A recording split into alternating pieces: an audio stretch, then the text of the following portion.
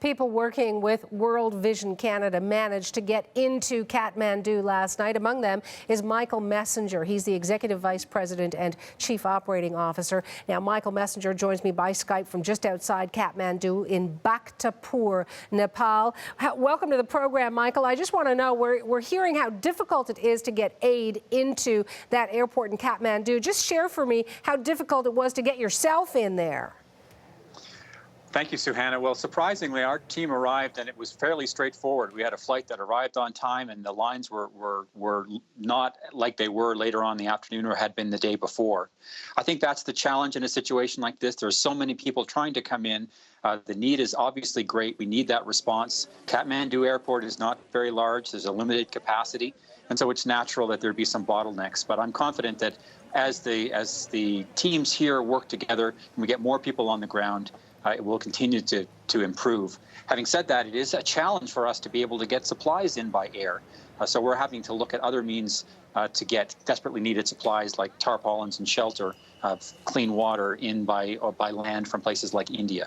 So, Michael, you leave Toronto, you fly through Istanbul. Here in Toronto, we're talking about the weather and how cold and sort of gray it is. And then you land in Kathmandu, where people have lost their homes, where they're looking for their loved ones. Describe for me how difficult that transition was. Well, it's always a challenge. You know, I've been involved in humanitarian work for some time, so I know a little bit what to expect. But nevertheless, there's no way to really anticipate what it means to go into an area like this. The community of Bhaktapur, where we spent most of the day today, has been almost utterly destroyed. The houses, most of them are historic, built maybe 100 or even longer ago, have survived many other disasters. This time around, 85 to 90% of the homes in Bhaktapur have been destroyed, reduced to piles of rubble, or have been rendered inhabitable.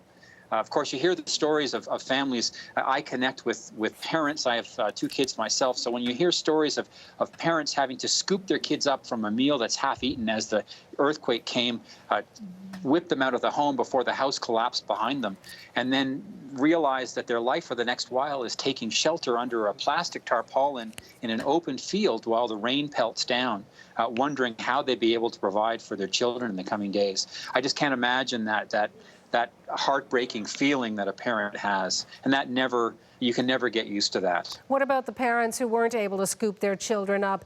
There is rubble there in Bhaktapur, as you mentioned. Is there still hope, though, of finding survivors? Well, you know, there were search and rescue teams there, including a team from Poland today that I saw with sniffer dogs, and of course, we always want to hold out hope. But the sad fact is that many people were killed in this particular neighborhood. We visited an area where the traditional funeral pyres were lit. This time they actually had to move beyond the little temple area to an entire field. And I was told by the community there that more than 300 people had been cremated there since the earthquake hit on Sunday, and the majority of those were children under the age of 10.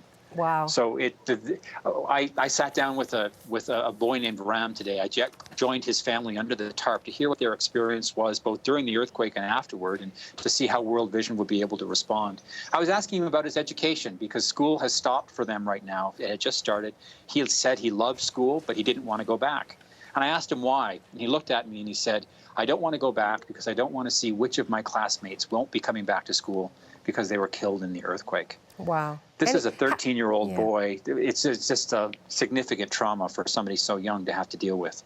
There may be help, though, perhaps, because International Development Minister Christian Paradis, he was actually on our program live announcing that a Canadian Red Cross mobile hospital will be deployed today to Nepal. How will that facility be best used there? Well, you know, the Red Cross works alongside with other organizations like World Vision. We're all working together in close collaboration. There's a whole system here run by the UN to ensure that we're able to meet all of the different needs. I'm sure that particular hospital facility will meet some acute medical care. World Vision, meanwhile, is focusing on basic needs right now in some critical areas, focusing on the needs of shelter and clean water. We're also looking to help meet the psychosocial needs of kids like Ram. I was talking to you today. We'll be setting up what we call child-friendly spaces where kids can heal and learn as well as have their physical needs met. So all of these pieces come together. We're also grateful for the support of the Canadian government and applaud the Canadian government's decision to match private donations for charitable organizations like the Red Cross and World Vision, dollar for dollar, until May 25th. Final question for you, Michael. And, you know, you've heard the expression, "'tis the human condition to hope." I've been looking at the pictures of homes devastated. They are piles of rubble, as you say, sniffer dogs looking, hoping for survivors. Is there still hope there in the people you've spoken with? You know, there is, Suhanna, and I'm not just saying that because that's what we expect to say. I see that here. I've seen it in places where communities thrive, where there are strong families. It was the same after the typhoon in the Philippines, Typhoon Haiyan in 2013. There's something about a community that can come together to support each other. When you see the love that parents have for their children and want a future for them, that's something that's common. So the hope that I have for my kids is the hope that the parents here in Nepal have. And I think it's just a matter of us coming alongside them, giving them the desperately needed materials that they need right now to help their kids survive, but also committing to walk with them on the journey of rebuilding their lives. There absolutely is hope.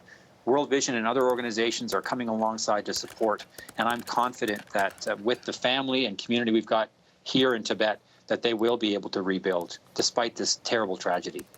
I want to thank you for your time and your stories, Michael. I appreciate it. Thanks. We're so grateful for generous Canadians. Worldvision.ca is a great way to give, and the Canadian donations are being matched just to go that much further for life-saving aid.